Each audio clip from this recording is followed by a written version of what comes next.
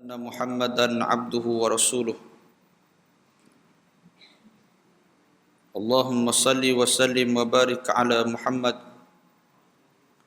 وعلى آله وصحبه ومن والاه أما بعد.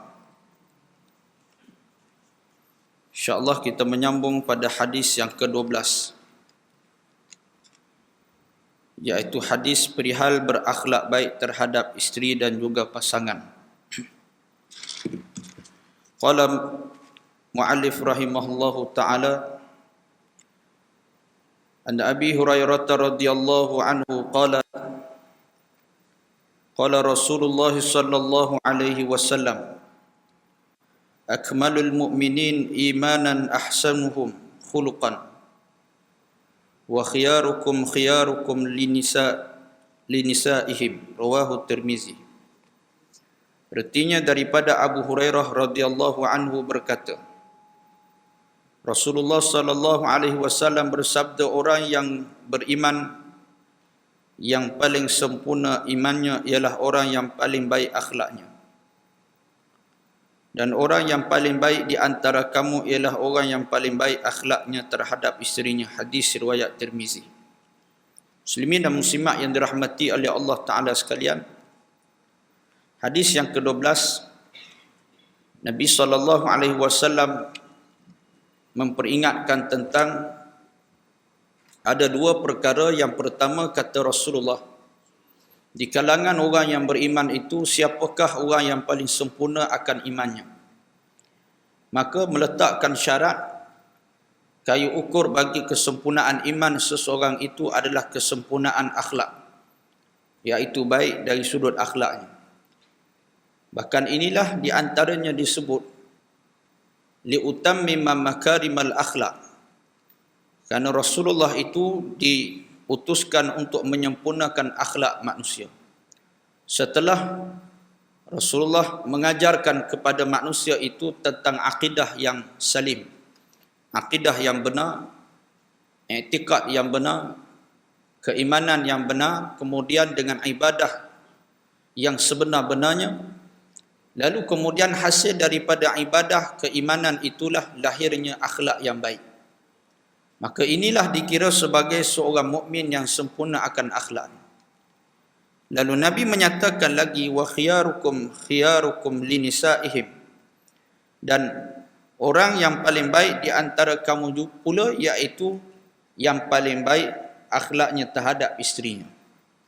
Maka di antara akhlak mulia yang darjatnya dan besarnya ganjaran di sisi Allah Subhanahu wa taala, iaitu salah satunya adalah berakhlak baik terhadap isteri ataupun pasangan. Yang disebut berbuat baik terhadap isteri dan pasangan di sini adalah seorang suami yang sentiasa memuliakan isterinya, seperti mana baginda Nabi SAW juga memuliakan isteri baginda. Jadi maka dengan sebab itu menjadi satu lumrah kebiasaan setelah sekian lama menghadapi alam rumah tangga, maka menyebabkan lama kelamaan seorang suami dia akan merasakan sedikit sombong terhadap isterinya. Mungkin kerana dia merasakan bahawa dia adalah orang yang paling banyak mencari sumber rezeki. Mungkin dia merasakan bahawa dia adalah orang yang paling banyak di dalam melaksanakan gerak kerja seharian, sehingga menyebabkan lama kelamaan sehingga hakis sifat kasih sayang terhadap isterinya, sehingga tidak memandang terhadap pengorbanan seorang isteri. Maka Nabi mengangkat martabat dan darjat bagi seorang suami yang sentiasa melayani kerenah isterinya dengan begitu baik. Bahkan Nabi SAW sendiri menunjukkan akhlak yang mulia terhadap isteri.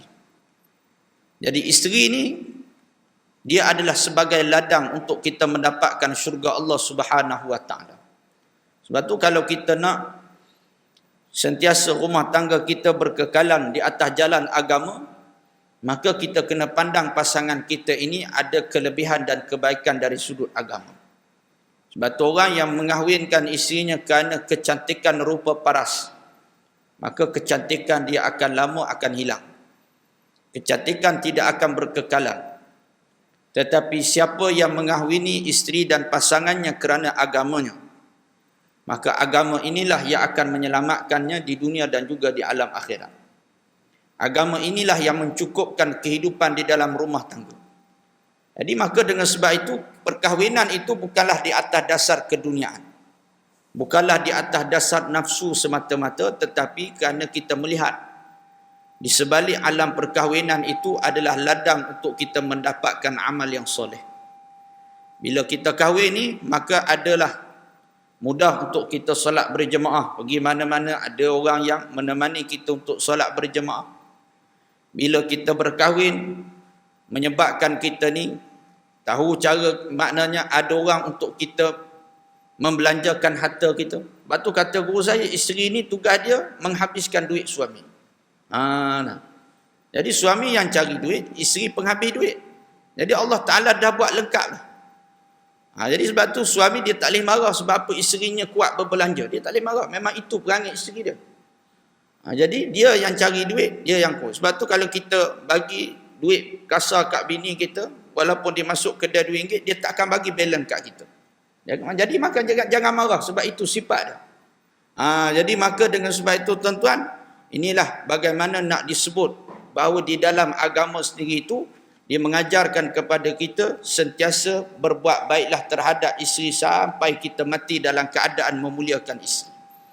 Di antara beberapa kisah yang menjadi contoh tauladan kepada kita yang Nabi SAW tunjukkan.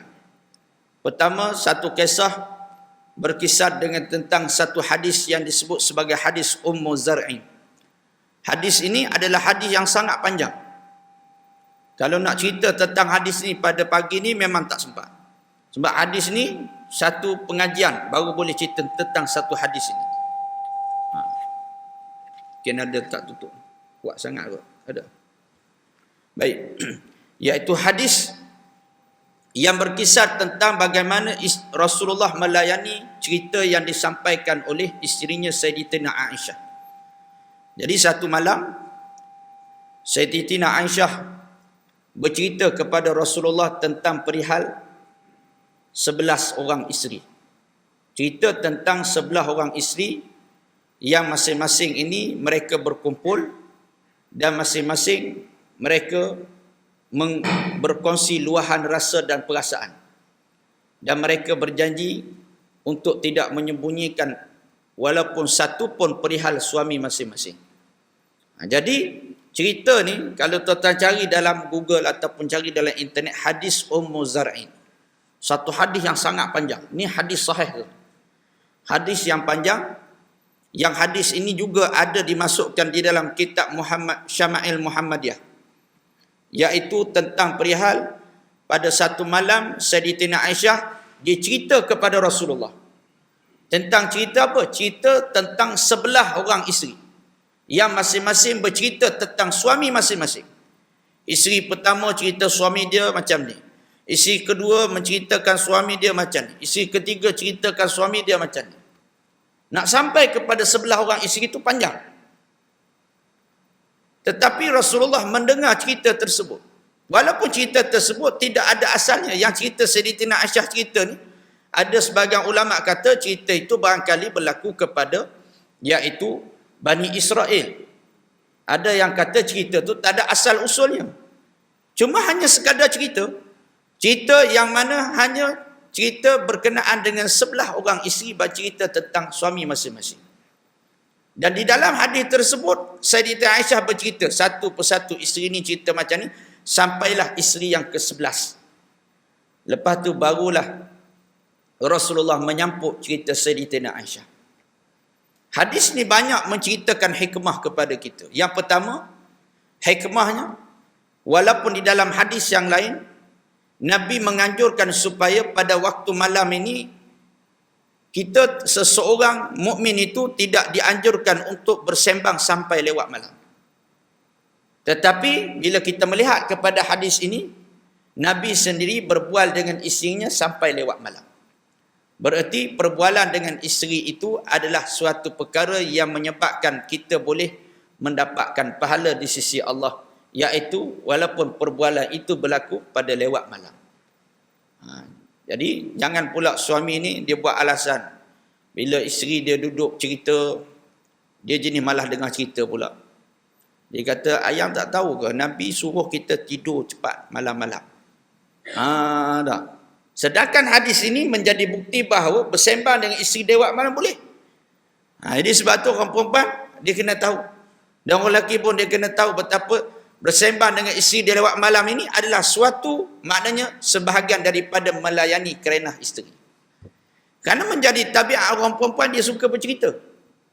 Maka Nabi melayani cerita ini sehingga bila mana Sayyidatina Aisyah menyebut isteri yang ke-11, habis Sayyidatina Aisyah bercakap, baru Nabi menyampuk kata-kata Sayyidatina Aisyah. Kita kalau cerita yang tak ada asal usulnya, kita dah potong awal-awal dah.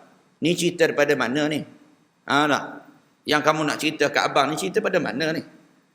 Tapi Nabi tetap melayani cerita Sayyidatina Aisyah walaupun cerita tu tak ada asal usul. Ni nak menggambarkan betapa Rasulullah ini cukup melayani kerana isteri. Dan dia dengar sampai habis. Kalau kita barangkali sedar-sedar senyap. Bang, rupanya tidur dah rupanya. Tidur dah. Cerita panjang punya, panjang.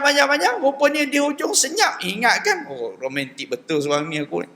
Dengar sampai habis aku cerita. Rupanya aku bercakap seorang. Dari tadi hidup bercakap seorang rupanya. Jadi makna nak menggambarkan begitu Rasulullah mendengar satu persatu cerita daripada Sayyidatina Aisyah. Iaitu hadis daripada Ummu Zar'i. Waktu saya mengajar hadis ni kepada kuliah muslimah. Seronok macam. 2 pengajian baru tamat satu hadis tu. Nak cerita bagaimana Rasulullah layan satu persatu cerita yang disampaikan oleh isteri. Ini begitu. Rasulullah ini orang yang berlaku baik terhadap isteri. Lalu kemudian yang kedua, bagaimana saat ketika mana Rasulullah apabila diperlihatkan tentang satu persembahan. Lalu kemudian saat ketika itu Rasulullah dan Sayyidatina Aisyah ni biasalah pada hari raya biasa ada 2 budak yang akan memperlihatkan kebolehan masing-masing dalam mempermainkan alat senjata. Mereka budak-budak buat persembahan main dengan alat senjata, menunjukkan sikap kepahlawanan. Sehingga kata Rasulullah sallallahu alaihi wasallam kepada Sayyidatina Aisyah, iaitu, kamu nak tak kalau aku sendiri yang tunjukkan makna bagaimana perkasanya aku ni? Lalu Rasulullah mendukung Sayyidatina Aisyah di belakang. Sehingga pipi Sayyidatina Aisyah ni berlaga dengan pipi Rasulullah. Galah kat belakang. Mendukung Sayyidatina Aisyah. Sampai bila kata Sayyidatina Aisyah? Sampai aku merasa puas. Maknanya lama tak lama Rasulullah dukung aku ni, sampai aku sendiri yang duduk atas belakang Rasulullah merasa puas. Sehingga Rasulullah bertanya, kamu nak lagi ke? Cukuplah ya Rasulullah. Sampai aku sendiri berasa puas. Dia kata, Ustaz nak dukung macam mana Ustaz? Isteri saya besar pada saya, dia kata. Mampu saya macam ni. Tapi nak kata menunjukkan bagaimana sikap perkasa Rasulullah. Dan dia menggunakan kegagahannya itu dalam keadaan bergurau dengan isterinya. Dalam keadaan untuk menggembirakan isteri. Walaupun dia dalam perkara sedemikian. Kalau nak dibandingkan Rasulullah, kesibukannya lebih sibuk daripada kita. Kalau nak bandingkan ibadat, sibuk ibadat, kita kata sibuk ibadat Ustaz, tak sempat nak layan isteri. Maka Rasulullah adalah orang yang paling sibuk dalam beribadah. Rasulullah adalah orang yang paling sibuk. Pemimpin negara, Perdana Menteri Madinah. Dia menguruskan negeri Madinah. Maka dengan sebab itu, tetapi baginda masih lagi memiliki ruang dan waktu untuk menyantuni isteri baginda. Bahkan Rasulullah sentiasa memanggil panggilan yang manja terhadap isterinya. Walaupun setelah lama berkahwin, kadang-kala Rasulullah memanggil Aisyah, wahai Aish, dengan panggilan yang sangat manja. Jadi kita ni kadang-kadang panggilan manja waktu awal kahwin. Waktu awal kahwin jangan. Semua puji daripada isteri. Kentut bini pun puji. Allah tak adalah kentut paling wangi. Tak? Kentut ayang je paling wangi. Waktu belum berumah tangga. Waktu awal kahwin. Kadang-kadang waktu awal kahwin kentut pun malu depan isteri. depan isteri. Tapi lepas kahwin sebulan, setahun kahwin, 2 tahun kahwin, depan muka isteri dia kentut. Jadi maka dengan sebab itu, kenapa bila telah lama kahwin ni dia dah mula hakis, romantiknya makin hilang. Layanannya pun makin kurang. Tak tahulah betul ke tak. Kalau tanya orang perempuan dia kata betul tu Zat. Jadi nak kata begitulah, bila dah lama kahwin, maka panggilan pun dah bertukar. Kadang-kadang panggil nama saja, nama pula panggilan nama pun isteri dengar pun tak sedap kata, tak sedap dengar. Jadi maka dengan sebab itu Rasulullah tetap memanggil dengan panggilan manja terhadap isteri. Walaupun setelah sekian lama berkahwin. Bahkan disebut lagi, kadang-kadang Rasulullah memuliakan isterinya dalam keadaan iaitu makan dan minum daripada gelas yang sama, pinggan yang sama. Bahkan bila mana diberikan gelas kepada Rasulullah, isteri dia tadi, maka Rasulullah cari tempat mana yang isteri dia minum, maka tempat itulah baginda minum. Itu nak gambar romantik Rasulullah. Kita ada buat macam tu. Tak ada buat lepas ni kena buat. Sarapan pagi ni pastikan kena buat. Jadi kata bini dia, abang ni apa sal ni buang terbiak ke apa ni? Kena mati dah ni. Bimbang juga ni. Pagi-pagi duk tanya kat mana? Ayam minum kat mana? Ada. Jadi suami dia duk cari. Kat sini. Dia pun minum kat situ. Jadi dia kata buang terbiak. Sungguh suamiku sejak balik kuliah subuh lagi ni. Jadi tak pernah hayat sepanjang 20 tahun kahwin ni, tak pernah lagi abang tanya macam ni. Hari ni baru tanya. Jadi siapa buat macam tu, sunnah Nabi dapat pahala. Sunnah Nabi dapat pahala. Jadi kena buatlah pagi ni. Haji Amir kena buat dulu lah. Jadi bahkan disebut lagi di antara kemuliaan Rasulullah terhadap isterinya, iaitu meletakkan kepala di pangkuan isterinya. Memuliakan isteri dalam keadaan bersikap romantik. Letakkan sehingga bahkan di saat penghujung kewafatan Rasulullah pada usia 60-an, Rasulullah meletakkan kepalanya di pangkuan isterinya Sayyidatina Aisyah. Pada usia 60-an. Kalau kita kira usia 60-an ni nak bergurau pun tak boleh dah. Tapi tidak, baginda Rasulullah masih lagi menunjukkan keakraban. Betapa rapat baginda memuliakan isteri baginda. Jadi kalau tuan-tuan yang ada dalam ni yang usianya 60 ke atas, lepas ni buat. Duduk balik nanti baring tengok TV, ajak isteri baring atas isteri. Takut tak sempat baring kena penampar terus. Ini apa benda pula ni? Tak rajin ayat baring atas orang. Jadi maka dengan sebab itu layanilah isteri dengan kemuliaan. Bahkan apabila bersedekah disebut, sedekah yang paling afdal adalah sedekah pada isteri. Orang yang paling terdekat. Kadang-kadang suami dia dengan pusat tahfiz pemurah, dengan surau pemurah, zakat banyak, dengan bini kedekut. Ini hakikat. Minta maaf saya sebut. Dengan isteri kedekut, berkira dengan isteri. Saya rasa dah bagi dah awal bulan itu. Abang bagi berapa? RM50.